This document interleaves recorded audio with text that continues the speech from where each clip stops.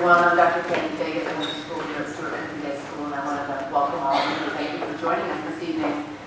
Before I introduce our speaker, I'd like to thank Sue Plambeth and the members of the Women in Leadership Committee for their service in undertaking tonight's event. And I would also like to recognize the support from the Carolyn Dawson Class of '88 Women in Leadership Memorial Fund. Science, technology, engineering, and math, or STEM, fields of study represent the fastest growing area of employment in the world, and one in which women are sadly underrepresented. At Stuart, we are emphasizing STEM education with a burgeoning initiative that's resulted in some exciting developments. Last year, out of 3,200 contestants in the PBS Kids National Video Game Challenge, there were only 23 national winners, only 8 of which were girls. All came from Stuart. Our middle and upper school students will also won various awards in math, future cities designs, and robotics competitions. Our lower school integrated the Museum of Science in Boston's Engineering's elementary curriculum, and our faculty engaged in extensive professional development training, staying up to date on issues from the use of smartboards to brain development and play. This year, our high-tech futures classroom is up and running, making Stuart the first school in the state to employ such technology. The capacity for gathering vast and varied amounts of information and the collaboration possible in this room will enhance the educational experience no matter what the field of study. New tinker stations have been set up around the school, inviting girls to build, design, and play, developing mental agility and the necessary skills for critical thinking. And in addition, each year we enjoy welcoming scholars such as the Princeton University Women in Computer Science, PWICS, and the women who have visited with our students today from Dr. Bonnie Bassler's lab. Stuart so benefits from our proximity to Princeton University.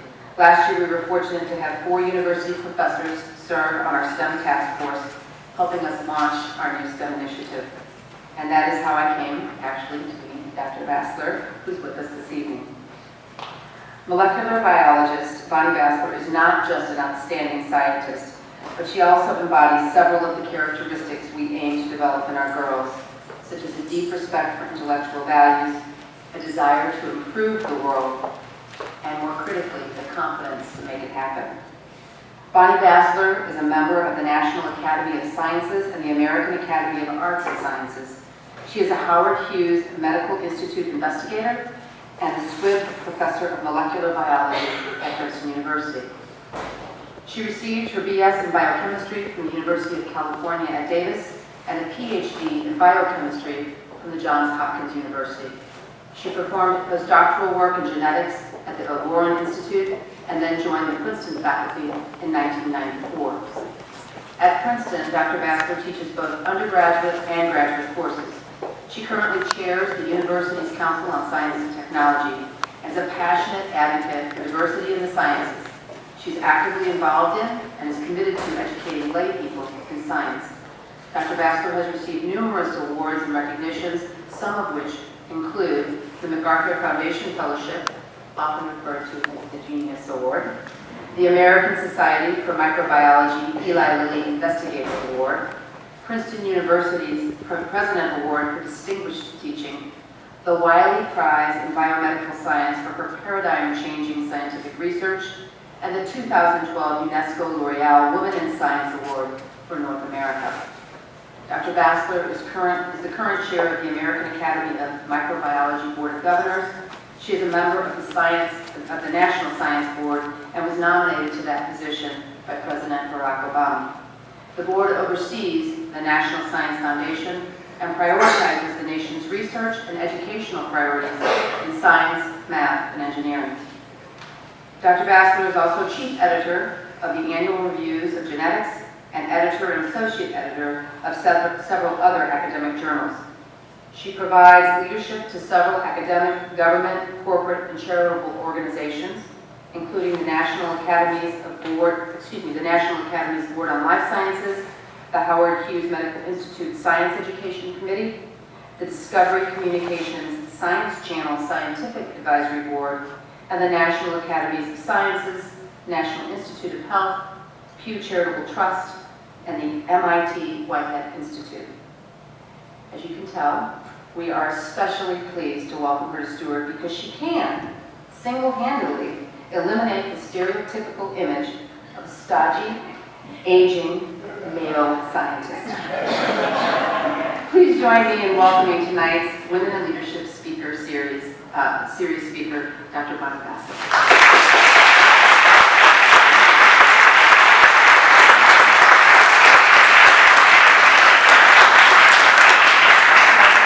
Thanks, Dr. Freeman. It's a huge delight. I can't work on the aging thing, but I'm glad there's another qualifier. I'm super happy to be here, right? This is my town. I live here. I see young people at a different age, and it's nice to actually get a chance to interact and to actually think about what happens to students that are sort of one step before they get to me.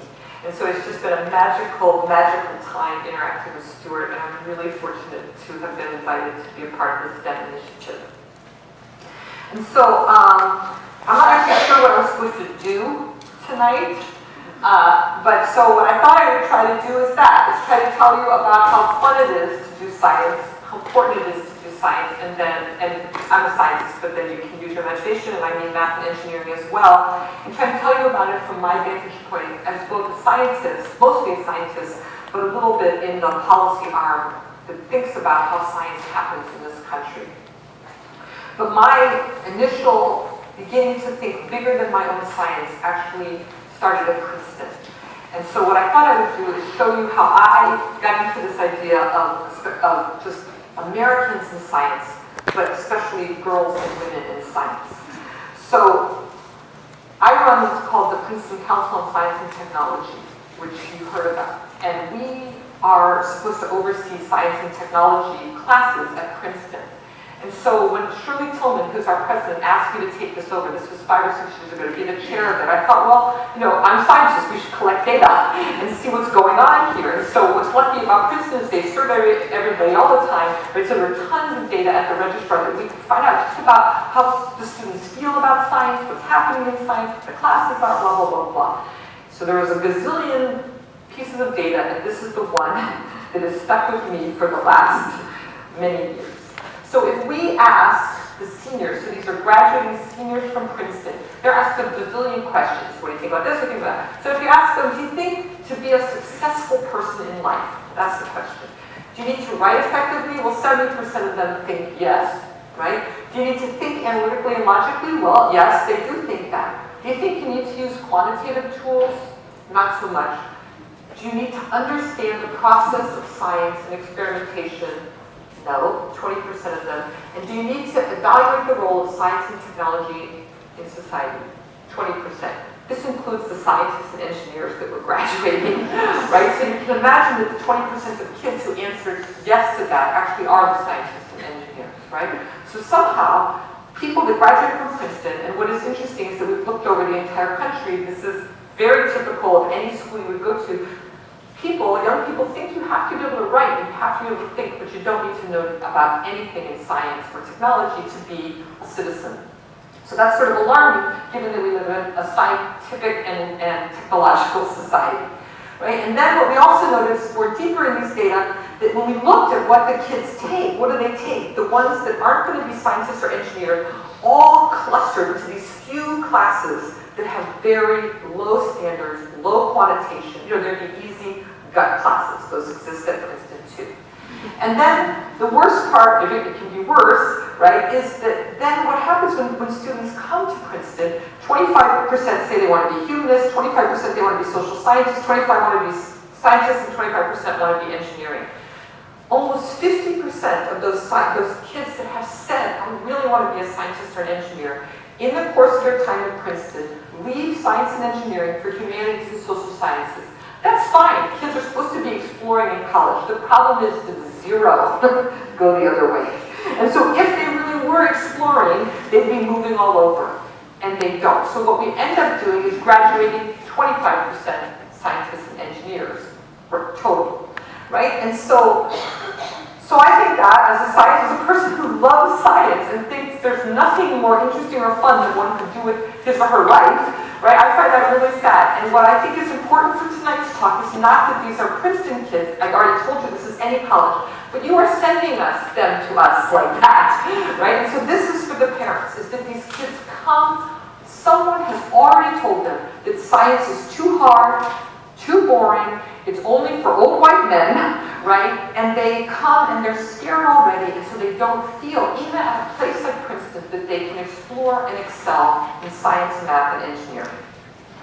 Okay, so this is where the council comes in. I already told you that I'm the chair of this council. Our mandate is to watch over all of the classes that for the kids that are not going into science and engineering. So just like the scientists have to take writing and religion and history, the historians have to take science and math. So we, the council, thinks about what should those classes be in the 21st century, right? And so what we did, again, looking over everything and doing a few years of work, is that we actually made a brand new initiative. The first time in 50 years, the science department has changed at Princeton, right? And what we decided is that every course for a person who's going to be a citizen, a voter, right?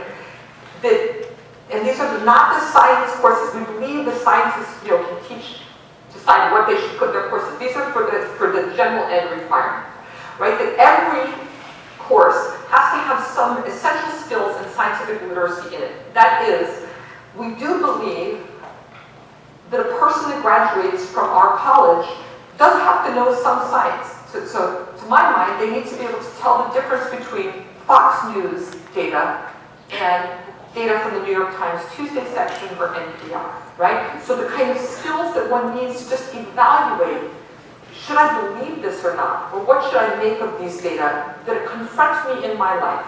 So we have classes now that teach sort of these skills that allow you to navigate.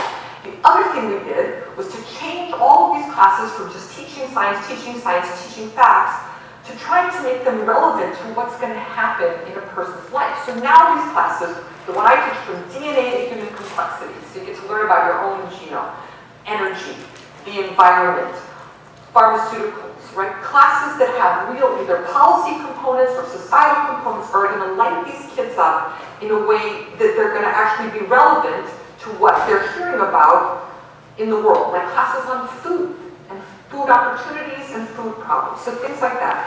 And then the third thing we did, which will be the opposite of what's happening to you tonight, is we introduced all these methods where instead of what we have, this thing called sage on the stage, that's me, right? Teaching to you and the kids just listen, we give the kids, like in these smart rooms, interacting, finding the answers themselves, being part of the process, revealing, the science gets revealed to them by their own inquiry. And so it's really fun, and it's a totally different way than we have taught at Princeton for 300 years. So the faculty is very uncomfortable, and I think that's good. So that's part one. And then the second thing, so the real core of this initiative is that the courses, that in some way it doesn't matter what the subject is. It has to be a course that hooks the kid into understanding that there's something cool or important to be learned about science. So play to their interests, right? They engage them in these topics that are very relevant, that are in the newspapers, right? They go out on these star walks and look at these, at the comets and things like that, things that they're going to love to do, just like any human being, right? We're trying to give them practice in applying scientific concepts. So they should be able to learn whatever I teach from DNA to human complexity by classes here, some of them, the auditors anyway, and be able to actually relate that to thinking about the economy, or thinking about energy, or thinking about any other science topic, because the skills are the same, right? And so to try to teach them that you're not just learning DNA, you're learning to think about science, and to think as a scientist, right? And then the real answer is, it is about curiosity, it is about wonder, and it is about relevance. And if we could teach those things, right, give kids the idea that science is about wonder, and it's about your curiosity, and it's actually really important to navigating the rest of your life, we would have lifelong lovers of science coming out of Princeton. And I think that that's important because I want to remind you that the kids answer the questions the same when they come in, right? So that's the job, I think, of a parent, right, is to help your kids realize that science isn't boring and old and just some esoteric stuff that people do, right? It actually is about how we change the way we think about the natural world. And so now I'm going to teach you some science. And it's going to be about curiosity, wonder, and I hope relevance. And it's going to be my science, right? And it's going to be the science that we do in my lab. And what I'm hoping in this little sort of 15-minute vignette about science is to try to show you my path, and like as a typical path of a scientist, how we got onto this idea of that we work on in my lab, and how it is actually changing the way we think about the world and actually going to make something, meaning therapeutics, that maybe you guys are going to care about, right? And so the title of this little part is Tiny Conspiracies. So I actually work on bacteria in my lab, and what I want to try to convince you in the next 15 minutes is that bacteria can talk to each other. And if I can manage that task, what my second task is to try to convince you that they're actually multilingual. And then if I actually accomplish both those things, the final thing I would like you to think is that it is actually relevant to know about bacteria talking to each other. Because if you could know about that, you could think about antibiotics in a completely new way. And so just to remind you, because I'm not sure when the last time you had a microbiology class, or if you ever had one, I'll remind you what a bacteria is. So this would be a cartoon of a typical bacteria, like an E. coli that lives in your gut, right? And so all bacteria look pretty much like this. They're single cells, and they're covered in the membrane. And that membrane keeps the outside out and the inside in, sort of like your skin does. And then inside, they have a cytoplasm, which is just sort of goop that all the biomolecules roll around in to keep them alive, just like on the insides of your cells.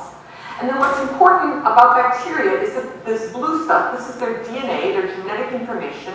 They all have one piece of DNA, so they have one chromosome, very few genes, so just a few thousand genes. So they don't have very many bits of information to keep them alive and to help them do all the things that they do during their lives. So they're very simple. Scientists have known about bacteria for 400 years. And if you actually look at them under a microscope, you can watch them live. And what they do is they consume nutrients from their environment, they grow to twice their size, they replicate their DNA, put it in each half, and then they cut themselves down in the middle. And one cell becomes 2, becomes 4, and so on and so on. And so for 380 of the years that we have known about bacteria, they've always been thought to live these sort of boring, mundane lives. They eat, they divide, they eat, they divide. And the important point is that when they divide, each cell goes out and does its own thing with no knowledge, if you will, of its sister cells. So they have been considered to be these asocial recluses that actually always act as individuals. And so that's the world of bacteria, but what I thought I would do before I get into how they talk is just tell you a little bit about your interactions with bacteria. And this will give you Bassler's view of the world. This is my idea of a human being. So what I did was to make this person out of all these little circles, and each of those circles represents some number of the cells in your body, the human cells. We know how many cells there are in a human being. There's a few trillion cells. So that's how many cells it takes to give you your physical features and to allow you to live. So if you look on any human being on Earth, it turns out they have 100 times more bacterial cells than human cells in them or on them every moment of their life. So the truth is, you're only 10% human. You're really 90% bacterial. But of course, you've already heard from Dr. Fagan, I'm a molecular biologist, so I've remade my man out of the A's, G's, T's, and C's of the famous DNA helix, right? Those are the nucleotide code, right? And of course, we have the human genome sequence. You have 20,000-ish genes. So that's how many bits, units of information to give you your physical functions and all your behaviors. Okay, so 20,000 genes, it turns out that you have 100 times more bacterial genes than human genes in you or on you. So you can pick which metric you'd like. At best, you're 10% human. The truth is you're really 1% human. 99% of you is bacterial. And these bacteria are not passive riders. Those genes give you functions that you don't have in your own genome because you don't have enough genes. What we understand now is that there would be no life on Earth without bacteria. No plant, no animal, no insect, no human. And that's because we live in this consortium with bacteria, and they provide us all of these features that our own higher organism genomes don't encode. And so things you know about, like is to digest your food. You guys don't have the enzymes to digest plant food. Bacteria do that for you. They make your vitamins for you. They actually cover your body in a thin film called a biofilm that is a body armor that keeps the environment from hurting you. They actually educate your immune system when you're young to tell what good bacteria are from bad. So they work hand in hand with your immune system to keep you healthy. So they do all of these invisible jobs, but you don't notice it because they're invisible. And so this is the problem with bacteria, is that they only get bad press. You don't wake up every morning and thank your bacteria that you are alive and that you got the calories from your breakfast, right? You think you did that. But the truth is, these bacteria are these lifelong partners that are keeping you alive and keeping you healthy. When you hear about bacteria, it's when they've done something awful, like this, right? So we do hear about bacteria, and it's always when there's a disaster, right? So I don't want to be a Pollyanna up here. Bacteria, we now understand, do all of these fantastic, invisible, amazing jobs for us. But there are bacteria out in nature that have no business being in you or on you. And if they get in or on you, they can make you terribly sick, or in fact, they can kill you. Okay, so they have these two personalities. But the question, and so that's just bacteria, the question that my lab has had at the center of our lives for 20 years is whether you want to think about all these terrible things bacteria do, like kill you, or you want to think about all the good things that bacteria do, like keep you alive. The question we have is, how can they do anything? They're so small. How can it be that these bacteria can be so powerful on this earth? Right? How do they keep us alive, and how do they kill us? And so the answer to that, we think, is that they never act as individuals. What they do is they talk to each other with a chemical language, they count each other, they understand when they have the right number of partners around. If they all do something together, they can accomplish feats that they could never get as individuals. And that is what my lab works on. And so what I thought I would tell you about is how we actually got to that idea. And what's fun about it is it came from a completely anomalous, ridiculous bacterium that lives in the ocean named Vibrio fischeri. So this is a bacterium you should not have heard of. Nobody ever heard of this bacterium, just a few people. It's a marine bacterium, and it has this special property that it's bioluminescent, so it makes light. And it lives in symbiosis with this animal, which is the Hawaiian bobtail squid. So the squid gives the bacterium a home, and it gives it lots of food, and the bacterium provides the squid light. And so I'm going to tell you about this symbiosis and how that led to this idea of bacteria talking to each other. But what I thought I would do is first tell you about it from the squid's point of view. So this is this squid, and we put it in an aquarium in the light. It's about this big, full grown. And it should look a little spastic to you and uncomfortable, and that's because this animal is nocturnal. It never wants to be outside in the light. It would get eaten by a predator. So what it does every morning, when the sun comes up, it buries itself in the sand to stay away from predators. It needs to be invisible. You're going to see it camouflage itself right there, and then it buries itself so predators can't find it.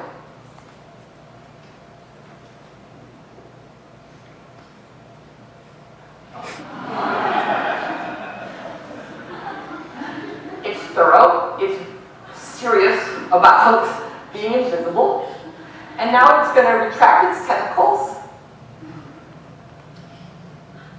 And if I showed you this aquarium, you wouldn't know there's a squid there. Well, there's actually about 10 squid in that aquarium, right? So that's a fantastic strategy in the day. The way you escape from predators is by being invisible. Under the sand, predators can't find you. The problem is that animal has to eat. So at night, since it's nocturnal, it has to come out to hunt.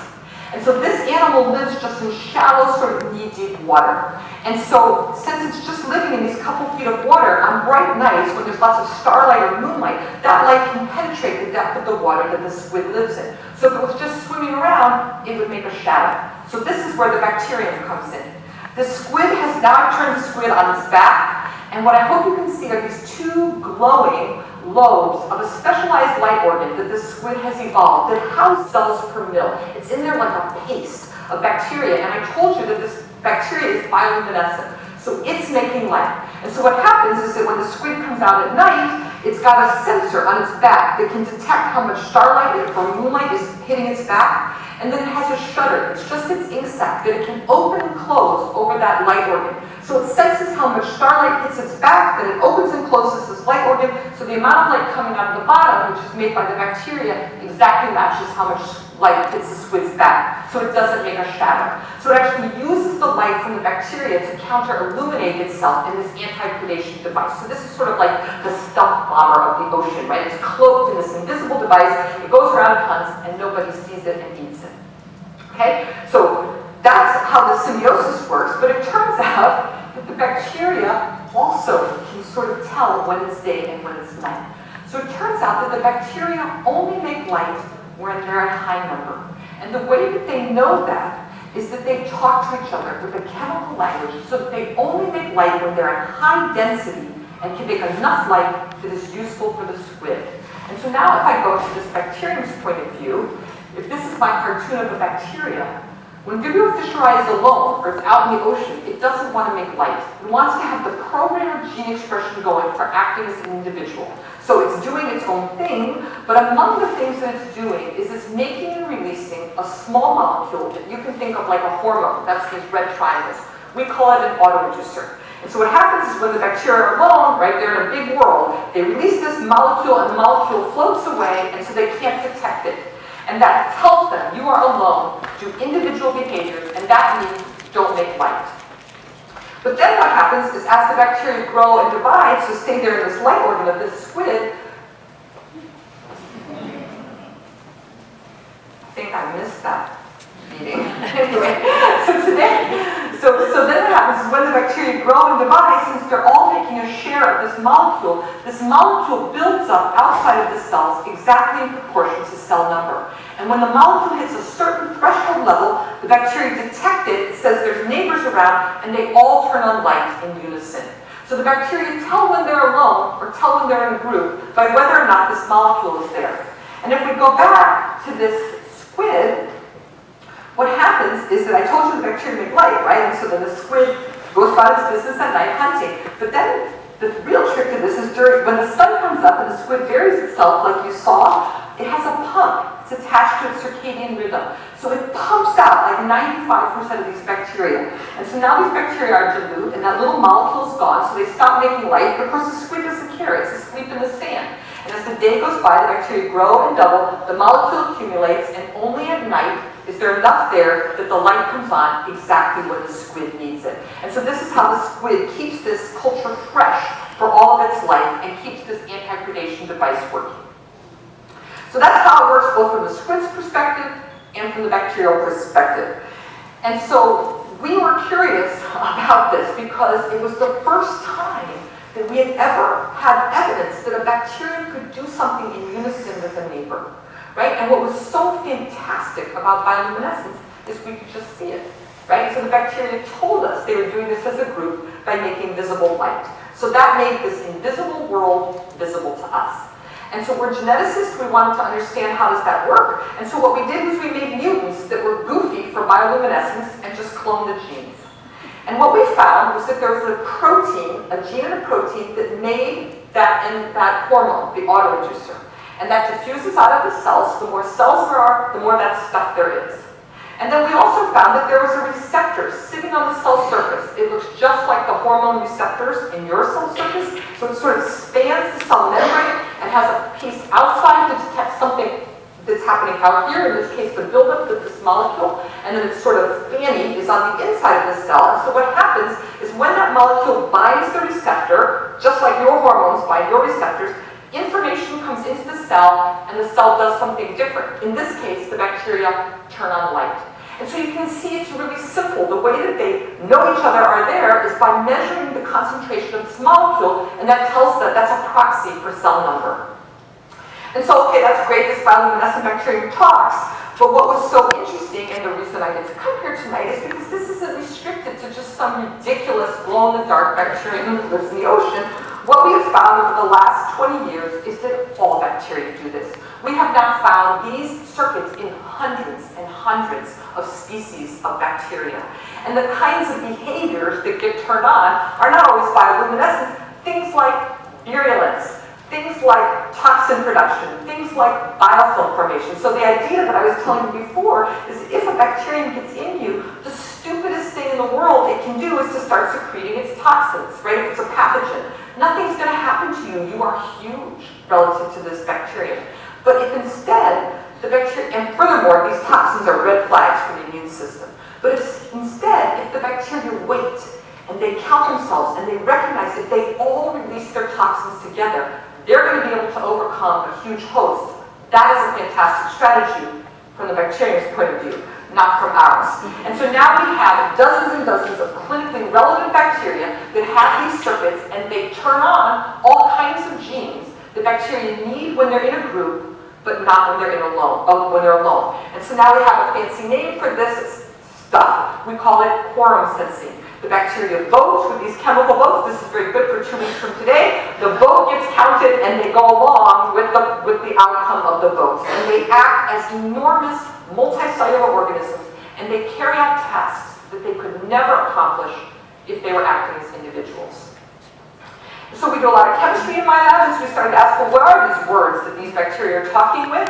And so this Vibrio fischeri was the first molecule, right? They're not red triangles, they're chemicals, right? And so in my cartoons, I'm showing them as triangles, but these are the actual molecules that the bacteria talk with.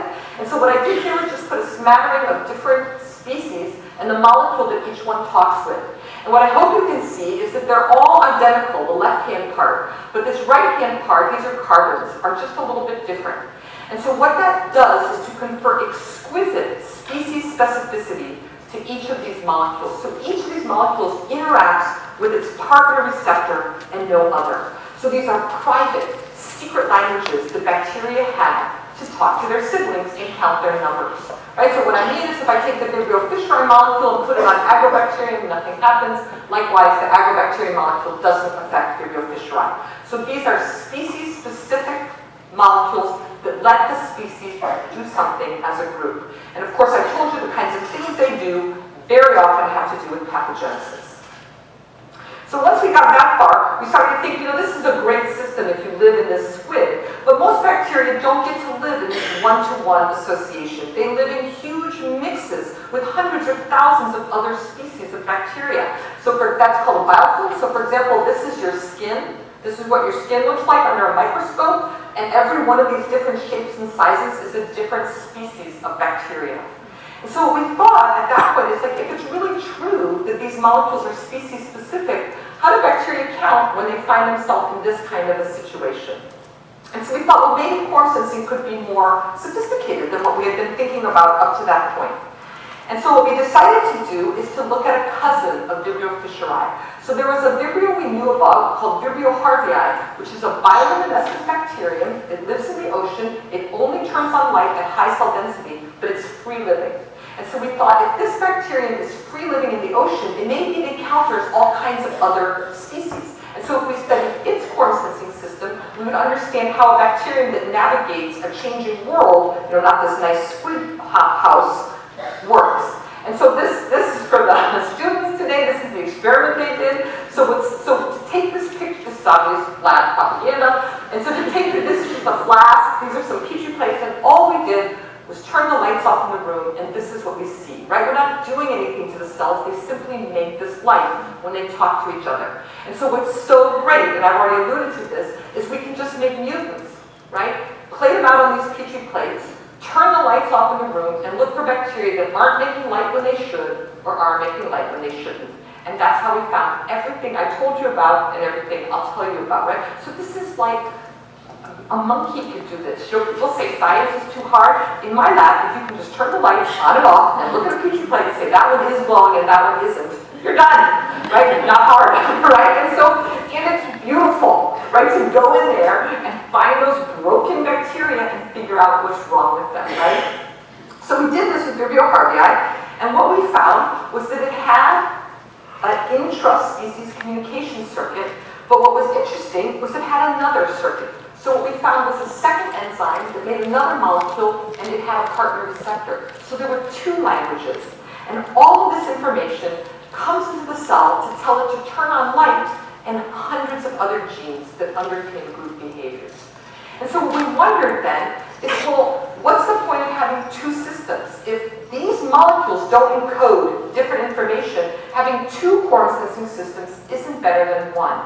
And so we went looking around in the bacterial world, and what we found is that this system, just like I told you, is only present in Vibrio harvii. This is the species-specific Vibrio harvii language. This system was present in every bacterium that anyone has ever known on Earth. And so we purified the molecule, and what we found is that this is the second molecule. It's It's got 5 carbons. It's a very simple molecule. And what is important about that is that unlike in that first system where each molecule is a little bit different than every other, in this case, all the bacteria make exactly the same molecule. And so what we think this second language is the universal language, or the trade language, the bacterial Esperanto that lets bacteria talk across species. And the reason they can talk across species is because they use the same word. And so now what we know is that all bacteria are built at least like this, in that they're bilingual. I will not be out of a job tomorrow. There are probably more languages to find, but they at least, at a minimum, what bacteriologists think now is that they have one molecule that says me. These are my siblings. And they have another molecule that says you aren't me. And what we know the computation they do is the first thing they do is they just ask, is there anybody out there? They just look for molecules, and that starts to tell them what behaviors to take on. And then the more so they're just looking for molecules. And then the more sophisticated computation that we've shown they do, actually Mrs. Rutherford's husband, she's a teacher here, showed that they do, is they measure the ratios of those molecules. And they ask, am I winning or are you winning in every given mixture, right? Who's in the minority, who's in the majority? And then they change their behaviors based on whether they're winning. This should all sound very familiar to you. It's what we do, right? And so what we believe, right, is that these kinds of social behaviors that are very common to us, they're encoded by molecules, and they were invented by the bacteria billions of years ago. And so then now to get to the why, okay, hopefully that's wonder and curiosity, I hope, for me it is, and then the actual, like, what's useful about that? So now we get that all bacteria talk, we know some of these molecules, we know that this controls virulence, right? So the question is, can we, the human beings, be smart enough to manipulate that conversation and think about making new antibiotics? And so probably you know we have this global problem where people 70 years ago when antibiotics first started to be used, thought the bacterial problem is solved, and so we haven't made any new antibiotics in all of these decades, right? But of course the bacteria have become resistant, and there's many more pathogens out there that are harming us, many more that we're encountering. And so the question is, can you think about interfering with bacteria in a new way? So every antibiotic you've ever taken either stops bacteria from growing or kills them.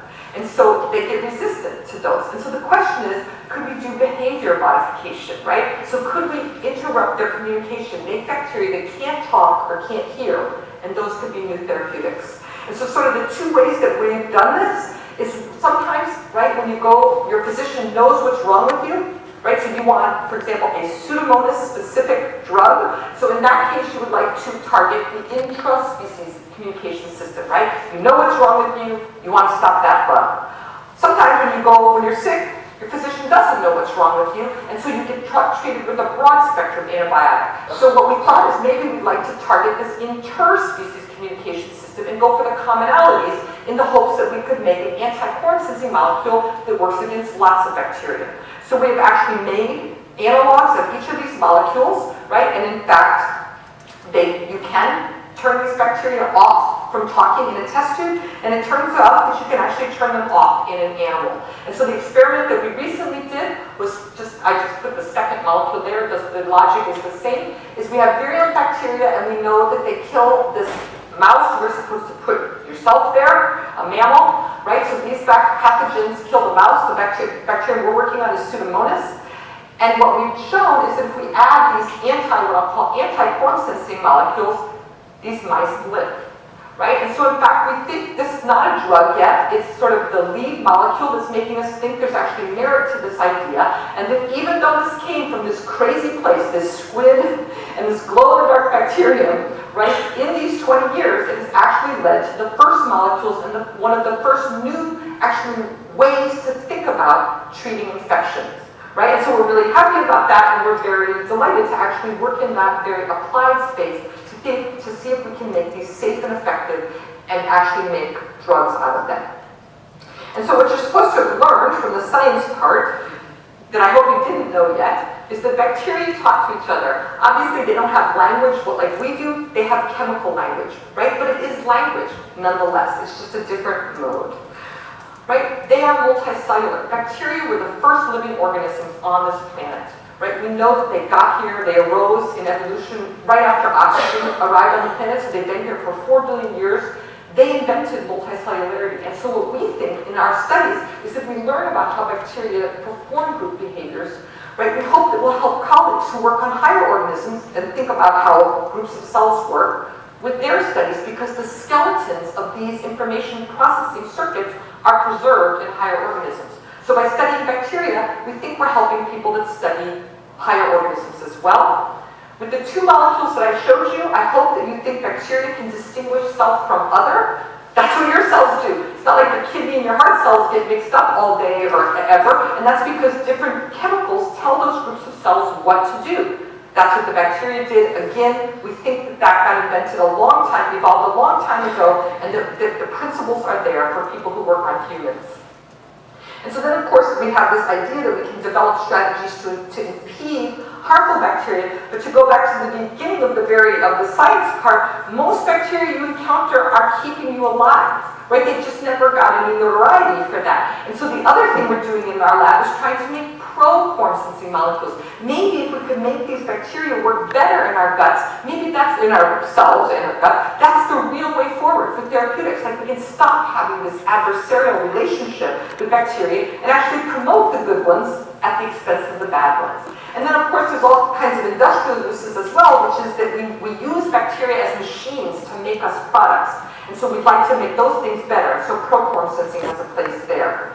And then the final thing for the science part is to make a confession, which is that my lab and I didn't think anything of this up. Once we got us this idea of maybe you could interfere with this, we thought, now wait a minute, the bacteria have a 4 billion year head start. Maybe they're already doing that. They live up there and they fight against each other. So sure enough, we started digging up dirt and plants and scraping stuff off rocks, and they're out there, and one guy will talk, and the guy next to it makes an enzyme that cuts its molecule in half. They eat each other's autoinducers, they eavesdrop, they free ride, they cheat, they do all of it. And those things that they do have been tried over 4 billion years of evolution. So the idea that Bonnie Bassler and Mr. Rutherford can make a better molecule is ridiculous. And so what we should just do is copy their strategies and use them for our purposes. And so we have a pony in that race. That's the science part. And then the real part that I want to say about this science is that these are the people who did it. Right? So this is for the parents specifically, right? Science in this country gets done by people who are between 20 and 30 years old. Right? People come to my lab as undergraduates, so they are a few years from your daughter's ages. Graduates and postdocs. They all stay with me a few years and then they go off and do the next thing, have their own labs or go on to the next step, right? They are cool. Right? These people are beautiful, they are cool, they do not look like Albert Einstein. They are as smart as Albert Einstein, but they don't look like him, right? It's this weird stereotype. The other thing is that people always say, oh, so you go and you sit in a room by yourself and you look in a microscope. I don't even have stereo vision, right? I've never looked in a microscope. Or sat in a room by myself. What we do is we work in these enormous labs where everybody's interacting and collaborating and having fun, and there's music playing, and it's very loud because this is the demographic that is in those rooms, right? And so science in this country, right, anytime you read about something that changes your view of the natural world, I guarantee you that somebody who was under 30 made that discovery. Those are your daughters a few years from now, right? It's not just boys, it's boys and girls, and it's young people. And it is a totally creative, fun, brain candy life. And so the part that's fun for me is I'm always with them. And then what I thought I would do is for the girls and actually for the parents to try to just tell you that what a scientist, because I think lots of times people don't know what a scientist does, right? You know what a doctor does, you know what a lawyer does, but what does a scientist do? What we do is we play games and we do puzzles and we try to trick these organisms, to show their secrets all day, every day. It's loud, it's exciting, it's creative, it's sort of mind-bending in the sense that we are pairing our wits against their genes, right? And trying to figure things out about how the world that is around us works. This is what I really want you to tell your daughters and your sons. Right? It is an adventure. Right? Scientists are always, people say, oh, an artist is creative, but a scientist is boring. Right? So I agree that art is creative, right? All, interesting, cerebral activities are creative, but so is science. Right? We figure out how the world works. right? This is creativity, at its most, at its best, and also about the unknown. We are like artists. We're trying to do something new, but the medium that we work in is nature. I get paid, and so do they, to think about things that no one has ever thought about before. I mean, there isn't a better job, right? To just go in there and think what I want to think about. I want to think about a bioluminescent bacterium, right? Like that's a living, right? And a good one, right? And so what I would tell you, is that it really is the horizon that scientists work on. They're not working on what already happened. They're working on changing what is going to happen and changing the way we understand what life or machines or buildings or bridges are, right? And it is so much fun. It's not quiet, it's not boring, it's not asocial. We work together because the ideas come from this amorphous group activity, right? And we're not these asocial nerds that just sit by ourselves, write things down on pencils, and then stuff happens. It's not how it works, right? It's just this big gang of kids, boys and girls, right? And then I think in the end, the way that you live today has to do with the scientists. Our job is to change the world, right? And I think that's a rush. And so I would hope that you would tell your daughters and sons that is the greatest job that they could have, right? And then the final thing, you saw my lab, the stereotype of who or does science is not correct, at least not in this country. It's a young person's enterprise. I keep getting older and older, and they keep staying the same age. It's like playing with the best athletes, in the world, right? And it's really, really an interesting thing. And so what I would want to finish with is to just tell you that being a scientist is about being willing to be surprised and being willing to be in the morass of the unknown and being willing to go on an adventure that you don't know where it was going to go. I got a really nice introduction about all that I've done. I started on this because I thought those bacteria were pretty. And now I'm making antibiotics. I never saw that coming, right? Never, right?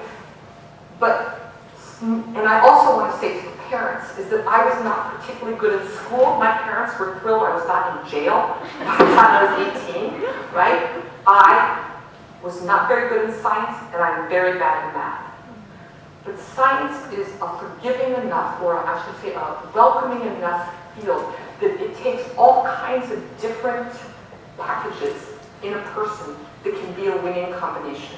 And so I think if your daughters or your sons think they're not good in science or think they're not good in math, if they're curious, they are a scientist.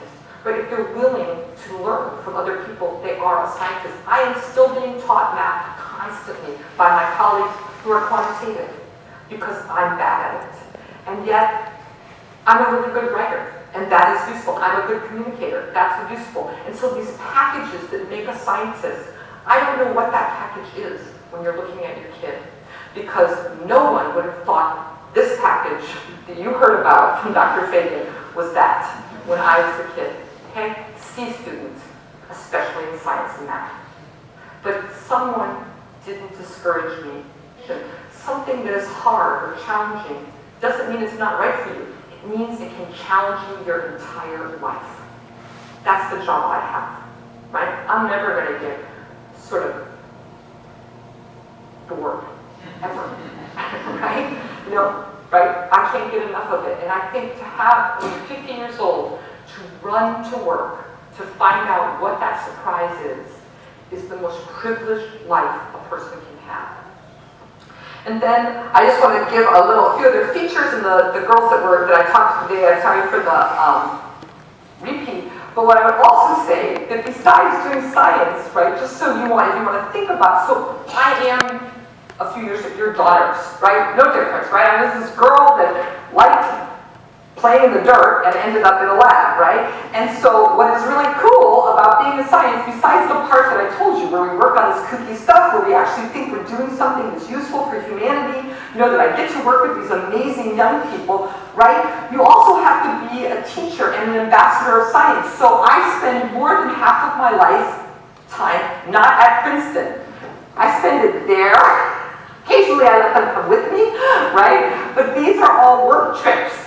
right? So you go, and science is global, right? And so I go and tell people in those countries or those places what we're doing, and they tell me what they're doing, right? And so, like, what a job, right? I'm like, oh, I'm sorry, I have to go to Paris. I'm sorry, I have to go to Africa, right? You know, like, it's a great job, right? And so that part, I never expected that there was this travel part to it, right? And to places that you might not pick for vacation, but someone, you get there and someone is your host, and they teach you or tell you the most special parts of where they live. Right, I have the disadvantage of telling them about the smallest town in the universe when they visit me, but you know, it's really, really fun to travel like this. And so that is by choice. If you don't like to travel, you don't have to do it. I have taken huge advantage of that because I never thought I would see all these places in the world. And I just picked a few snippets of kooky things that have happened to me as a scientist. I met this woman, Liz Lerman. Some of you may have heard of her. She's a very famous choreographer, right? And she had just gotten an NEA, she had been commissioned to do a dance piece, right, on that she named Ferocious Beauty Genome. So this was right after the human genome got sequenced, and so she wanted to teach people about science or about their bodies through dance. She's a dancer. So she teamed up with me, and I worked on this dance for 2 years. I'm actually in it, right? So I went and I worked with her company to try to think about how could you convey concepts in science through movement. Her idea is not everybody likes to hear all this blather. Some people learn through movement or visual, right? And so I got to work with them for 2 years, and they ended up in the dance, right? You know, like I have no business doing that, right? But that is like so cool to me to be a part of that, and then like, to have that was considered work. That was collaboration, right? Like to have that be part of my life was really fun, right? And so, so I've stayed and done many projects with them, but that was the sort of biggest one. I'm now, you already heard, right, on the National Science Board, and I do a lot of science diplomacy, the idea that we could share all this technology and maybe we could feed this planet, we could find new energy sources, we could save the environment, right? I'm very into that. I have no training in that. I'm not a very diplomatic person. I'm kind of a blabbermouth, right? And yet somehow my life, because I like to sort of be out there, ended up, this is me at the French ambassador's house doing science diplomacy, right? I am not trained in that, right? But the idea that I could make that kind of contribution, right, to our nation or to this world, right? And I get all kinds of chances. I got to unveil the bioeconomy. I got to work on that for 4 years. I don't know anything about economics, but I got to learn it and about the prosperity that America could have if we say that the 20th century is about computers and the 21st century is going to be about biology. I got to learn that and got to be the person to unveil our nation's bioeconomy blueprint. Right? It was a privilege and it was a lark, right? I was terrified, right? But it was fun, right? And then I think other kooky things, right? You heard about this L'Oreal thing. So this is me this year in the Paris airport. This is a poster that's 20 meters by 50 meters. That's me and some of my lab members. There were 200 of those posters of different flavors in the Paris airport. And I got off the plane and I thought, you know, you just can't not like being a scientist. Like all over the freaking Paris airport in 20 by 50 meters. Meters, not feet. That's the quantitation part tonight. That's 60 by 100 or 150, right? And 200 of it. I thought that's kind of fun. And then I ended up on the back of Le Monde and the New York Times. So this is me, typical day of my life in Paris at a cafe, having coffee, right? And reading the day's newspaper, right? And I did that here in Small World with the New York Times, same picture, right? And I had to say to myself, I work on glow-in-the-dark bacteria. I am a school teacher, but I'm a scientist, right? And so the kinds of, and this I'm just picking some smattering of these, the kinds of things that will happen to your daughters and your sons in the world of science are not conceivable ahead of time. Both the science and the life. So encourage them. Even if they seem like they're not good at it. If they think they like it, encourage them. Oh, this is it, right? You guys know that guy? Come on, he looks older. You guys. Thank you. That's Robert De Niro. Oh my God. Yeah, that's what my father said. Right? And this is when I Bates College, and so they invited me, and I said yes. They didn't tell me who the other honorands were, and then they announced it, and I actually told the show, I considered leaving the country because I had to give speeches with them, and I thought no one's going to want to listen to me. I'm the unknown, the token scientist, right? And so I've just gotten my degree and given my talk. We're going in alphabetical order, Bassler, Nero, Eisel. He's holding my hand, and he said to me, because there's a standing ovation going on, because I talked about how scared I was that people wanted to meet them and not me, right? And about the life of a scientist. And he's holding my hand, and he said, I don't know how I'm going to get up now after that. And I thought, wow, the Godfather, right? And then she said, you know, I spent all week worrying about him. I didn't know I needed to worry about the dark shadow, the inner biologist. And I thought, this is a good day. And now I'm friends with these two people. She and I go shoe shopping together. He is a science lover. He dropped out of high school when he was 16, and he feels like he doesn't understand this world because he doesn't know science. So I taught him science every minute of that weekend, right? And now, he's a busy guy, right? And she and I are great friends. I have no business knowing those two people. That's science, right? C student in math and science. And then I'll just give you one more. This last week. I came home the other day, and there was this envelope. Don't read it yet. So this is October 12th. It got written, so it arrived at my house a week later. This is Dear Dr. Bassler. So this is last week in the mailbox. I extend my warmest congratulations on your induction to the Royal Society. This honor puts you in the company of accomplished innovators like Sir Isaac Newton, Sir Charles Darwin, Benjamin Franklin, and Albert Einstein. That's not how I think of myself. I don't think that's how your daughters think of themselves. These are your daughters. As you celebrate, I hope to take pride in knowing your accomplishments. Keep in mind, I work with glow-in-the-dark bacteria. But I take this seriously. Your accomplishments are revolutionizing our understanding of important issues in cell biology. Your work has great potential to accelerate advances in pharmacology and medicine, and your example sends a powerful message to America's daughters. Warmest regards, Barack Obama. Right?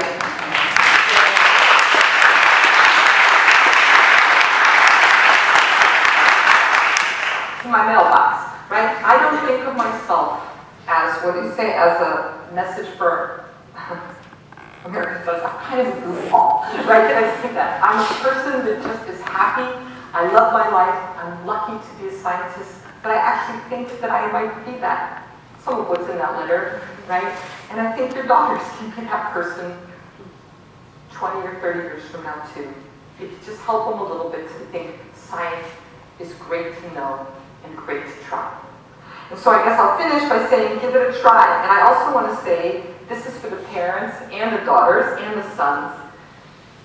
Even if you don't want to be a scientist, science is cool and fun, and it's going to be increasingly important in the 21st century. You vote. You're going to vote in 2 weeks. The things you vote on are always scientific, the economy, food, health, stem cells, genetically modified foods, right? Obamacare, right? These are all science issues. And so you don't have to be a scientist to be a lover of science, to be engaged. You can actually learn it, right? There's easy ways, and the scientists now have a contract with the public that we know we have to teach this and talk about this in an accessible way. And so there's all kinds of resources out there. So if you want to be a scientist, or your kid wants to be a scientist, great. If not, if you're just a curious person, learn some science because it's going to blow your mind and it's going to change the way, it's going to change your life for sure, but it's going to change the way you think about life and the things around you as well. Here's our Christmas card. This is our idea of New York City, right? I know that the little girls got to do this today. I have plates for all of you too over here in this box. I'd be happy if you want to take questions or if you want to go, but if somebody wants something to load at our plates, I've got them. It's okay to be a curious kid-like when it comes to science. I thank you for coming. I thank you for the great opportunity to tell you something about my science and my life, right? And I appreciate that you spent the time to listen to this.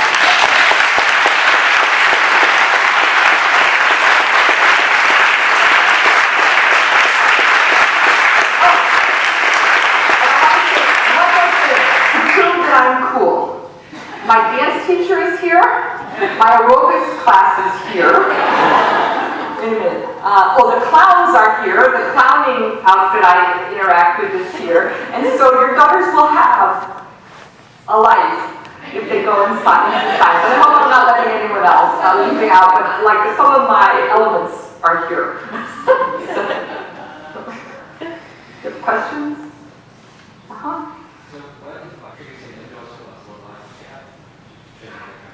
Yeah, and I think some middle school questions, one for teachers, right? And you have them when they're making these, when they're going to do this, and then it's very hard. When they come to me, it's almost impossible to reverse the ones that think they're not scientifically minded.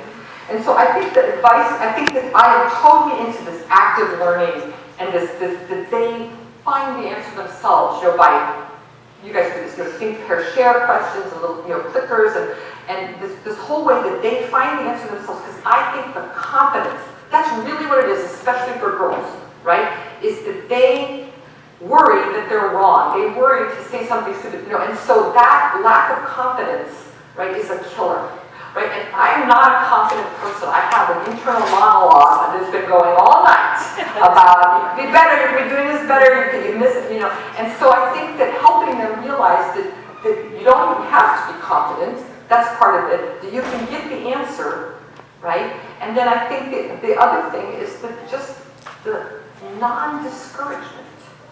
That's really all we need, is someone to say that, again, hard, challenging is not the same as bad and not for you. That's what I think, is that girls and boys get confused. If it's hard, that means it's not for me. And I think if it's hard, it is for you. Because your brain, because you want something that's going to keep you going your whole life. And it's hard for them to understand that. But I think that those things, if hard is good, right? That means you're like an athlete. You got to practice, you got to get better, right? And I think the non-discouragement, right, is just huge. And it's so, you guys have done, it's so subtle, right, the way it happens. Right, in these younger years, and not so subtle when you get older, but it's subtle. It's subtle, and we, the teachers, we don't realize we're doing it, right? So I think that just sort of having that rolling through my head all the time, whatever they say, I say, good answer, maybe, right? And it's tough, right? Because there's all this stuff outside that is working against you.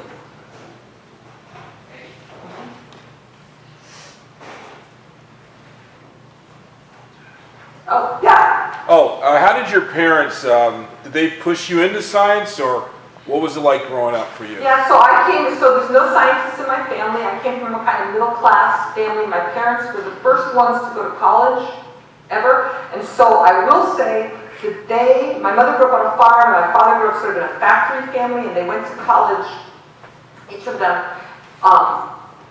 and they understood the value of education. Right? So we were absolutely primed. There was no question you were going to college, right? Because they saw that as this great thing that this country, and my family actually moved to California so that we could go to UC system because it was free and it was a great education and they could never have afforded to send us to school, right? So that was a big parenting thing. But in terms of, so they really wanted us to go to college. That was their dream.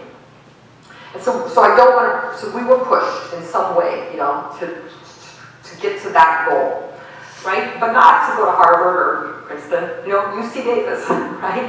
And then I would say that nobody really, and we talked about this with the girls today, I thought I wanted to be a veterinarian, and so I wasn't pushed to be a scientist because we didn't have any science, but I told this story today. So I had this mom who, again, I told her she's the first person in her family to go to college, grew up on a farm, and when she went to college, this would have been in the 1950s, the late 1950s, she could be a nurse or a teacher. Both fantastic careers, but those were the only two majors a woman could have, and men could have any major.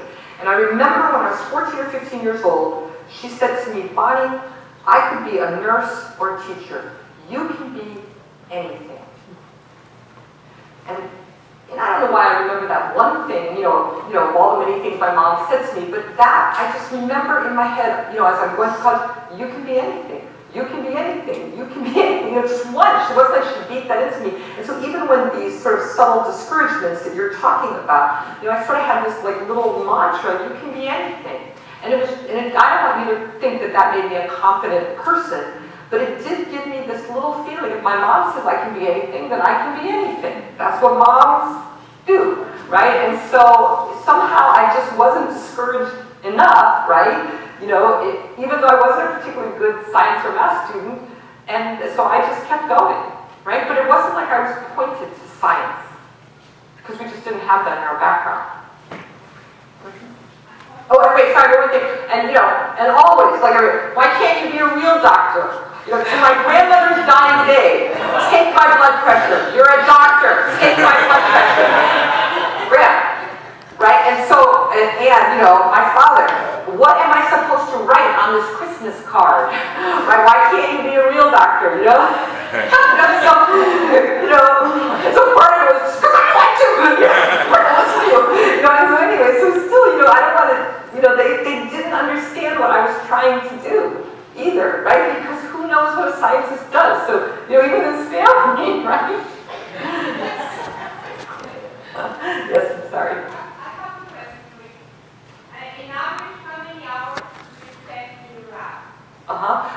Okay, it's a lot of hours. So I would say in a week, I probably spend 50 or 60 hours there by choice. I don't have to spend that there now. They do, right? It's slow. Doing science is slow, but I want to be clear. This is not a slave labor camp. They love coming there, right? The reason that they're there is because they can't stand not finding out. Right? Because those aha moments, which come infrequently for us, are such a rush, right? And it's, you know, these are alpha people, right? That want to be great scientists, right? So they love being there, but they're driven to be there too, right? But it is a lot of hours. It is. I understand very well what you're saying. I'm a scientist, and I used to spend my weekends in my lab. Exactly. Don't you think that it is maternity more than a gender issue, the reason why there are more male scientists than female scientists? I think the reason there are more male scientists at my level than female scientists is because, yes, it's about child rearing. You know, when somebody has to take care of these kids, right? And they should, right? In our society, it's not 50-50 yet. It's certainly getting better, right? In my lab, the women, their husbands or partners are doing 50%, right? And so I think that people are beginning to navigate that situation much differently than they used to. I think our society is starting to help females in all levels of higher anything navigate that. This is not particular science, but it's particularly bad in academics because you come up for tenure right when you need to have your kids, right? So that we get is a huge issue. And so I think that is why there aren't more women my age in science. I think why those people are fleeing, those kids are fleeing from science classes, and why our country is scientific phobic isn't about maternity. So I want to distinguish, you know, becoming a successful scientist, which is learning science, right? So those two things I think are different. But yes, it is a huge problem. It's not fixed. It's a lot better. It's getting fixed, right? The women that are in this next generation of scientists in my lab, they don't put up with any guff, right? They want what I have. They want what these men have, and they're going to get it.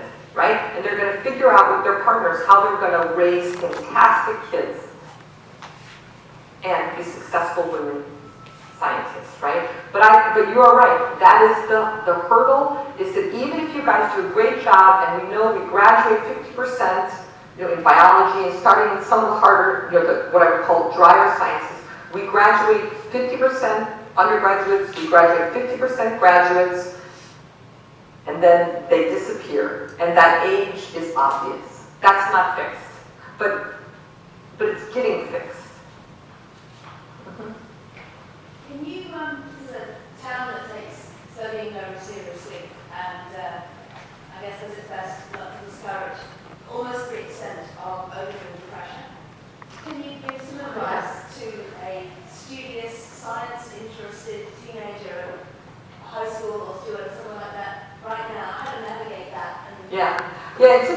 be this sort of town of little 30-year-olds, right? You know, right? Like, you know, when I took the SAT, I was like, oh, today's the SAT, right? You know, right? And I get that, I do get, Zoe, that it's a different world than what I would. But I would get, so I get that there's that pressure. But what I would also say is that, so if you like science, whatever your career, right? Doesn't, you know, if you love it, right? Remember, I went to UC Davis. I lived out by the pig barns for 4 years at an agricultural school. And didn't do particularly well. I did okay, right? And now I have a letter from Barack Obama in my mailbox, right? So I just want to, I think what's hard for kids, especially, and you're right, in our culture, Princeton, of this, you know, we're at a school, you know, that there's this one straight path to success and everybody else is a failure. Like, if you don't go to Harvard, I have a stack of rejection letters from Harvard, right? They would do anything to hire me now, right? It's not gonna happen, right? Right? I have one from when I was 18, from when I was 22, from when I was 28, and from when I was 30, okay? Right? Right? And so, right, so Zoe, I think that there's so many paths and so many other ridiculous things are going to happen to you along the way, right? That I think this idea that only if I have this movie brand of a bulletproof curriculum vitae, I'm going to succeed, I think is wrong, right? And so I think I'm an interesting person because of this kooky path, right? That, you know, you heard I worked at the Agron Institute for my postdoc. No one in that place doesn't even exist anymore, right? It's a place no one had even heard of, but this science was being done there. You know, and so I think that I'm not saying, you know, I'm not saying that you see students, right? But what I am saying, this is the last time I come here, what I am saying, right, is this idea that if you have a chink in your armor, you're failed before you're 20 years old is ridiculous, right? That's what all I'm saying. I think it's tough in this town because the premium we put on education because do in Princeton, right? So I think you're sort of doomed here, but in a good way, that you at least value education, right? Because I do value that as freedom, right? And possibility. Yeah. 3 quick questions. How much of the, I guess, kind of lack of interest or the uninterest in science and engineering do you feel is the perception that it's not cool, like you said, versus economic opportunities for folks after they get out of school? That's 3? That was the first one. Oh, that was the first one. Oh, okay. Right. So, right. Okay. Yeah. So I think it's a little of both. I think, you know, I think that, you know, if people are driven because they want to make money, they shouldn't be a scientist, right? I mean, we make great lives and there's some perks. You know, like I have a frequent flyer miles to go to the moon on the space shuttle, right? You know, so there's perks, right? You're right. And so I think that, I actually think, you know, when the kids get to me, you know, they're 18, and it isn't about my economic future. There's a few Princeton kids that are so strategic, but they are 18-year-olds, right? It is about someone has told them they're not scientifically minded, or every science class they ever took bored them to tears, and they can't see why they need to learn it to navigate life, right? So I really do think that's what it is. And I want to be really clear, I'm not suggesting that everyone should be a scientist, right? I just think your life is richer, right? If you know some science, because you can understand more things, right? And so I think it really is predominantly the former, and we know that just by surveying the kids. They don't have a clue what they want to be, but they don't want to be a scientist. And I think that's really sad, right? What do you want to be? I don't know. But not a scientist. Okay, you want to take science? No, right? You know, and so I think there are opportunities. You know, engineers, you know, scientists, doctors, they make good livings, prestigious livings. And I guess kind of as a follow-up to that, if you believe all the headlines that, you know, our country especially has massive decline in science and technology and engineering, not just for women, but for men and women, are you seeing any evidence at all on a sub-trend that any women are replacing men? Or is it still, are you seeing it at a faster rate? I mean, is there any secular derivative there?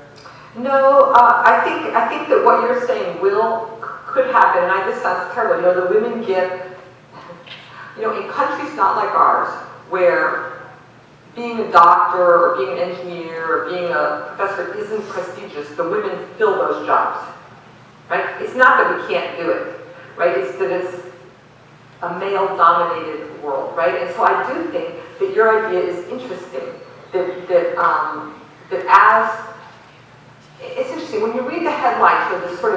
There is a difference between there's a difference between science phobia and not understanding science, and the nation's value science. So even people who say, "Oh my God, I can't understand that," they still believe in research. They still believe that science is prestigious and good. And so for that reason, I think men and women are still really drawn to it as this prestigious thing. So I don't see the thing happening, where it's become a crummy job, basically, so the women can have it, right? It's still, right, it's still seen, as like you have to be this rarefied, special person. Like me, everybody's going to be like, "You're not a scientist?" Yeah, and so I think that is really it's still about people, males and females, but females more than males, have been told it's hard and it's boring and you don't have the head for it. All right, and the last one, this actually is very relevant to there are some countries, and I'll call out Israel, that have done a phenomenal job sponsoring and encouraging science, the research, the raw research level, rewarding people in making it work for their lives. Without kind of getting into a massive political discussion, especially what's moving on the horizon, do you see any hope out there that we're going to change things in the country and inspire people to kind of get back to grassroots research and make it? Yeah, I'm a very optimistic person by nature, but I think I do that from authority, besides just being optimistic, right? This little school has this amazing STEM initiative, right? This is happening all over the country because it is seen, and I do think this is about leadership too, it is seen as an emergency.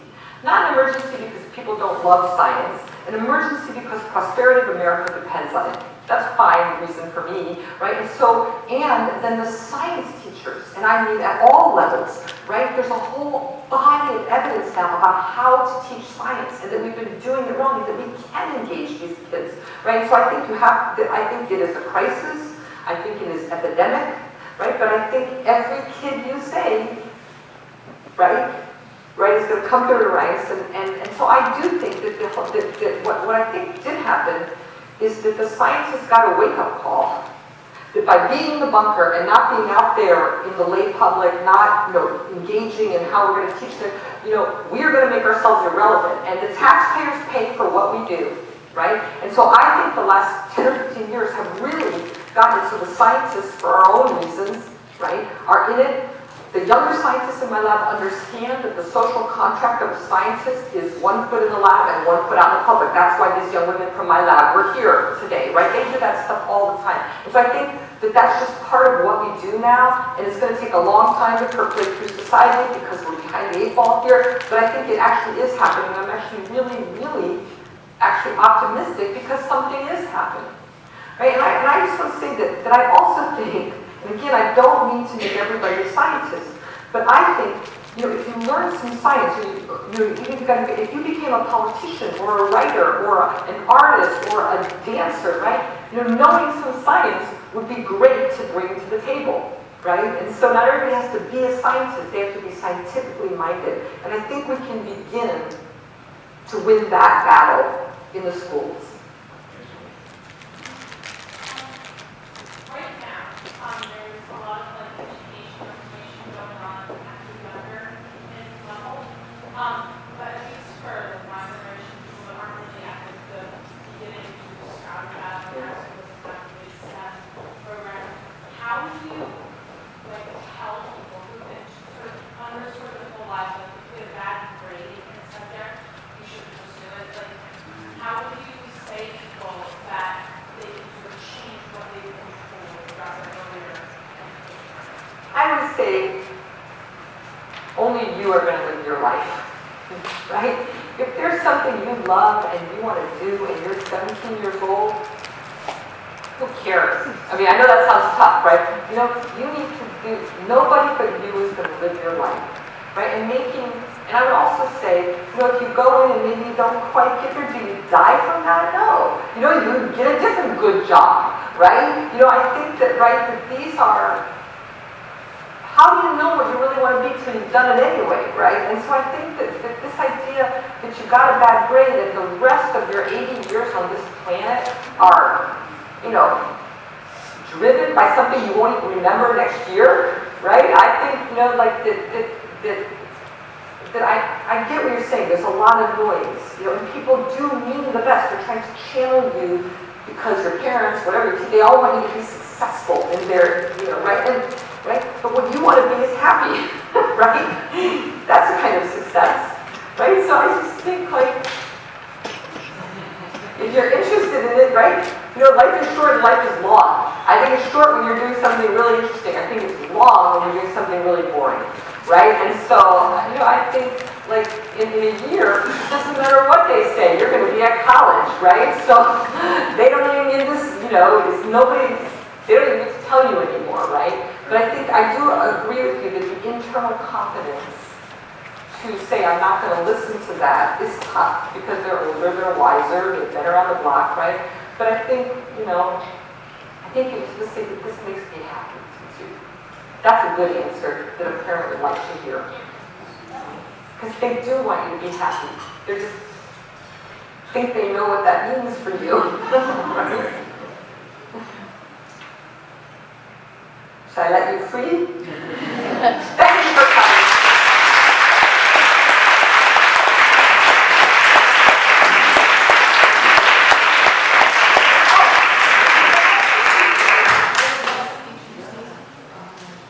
We have some glow-in-the-dark Petri dishes up here for anybody interested. I've heard that they really are safe, and that the worst thing that they'll do is smell, right?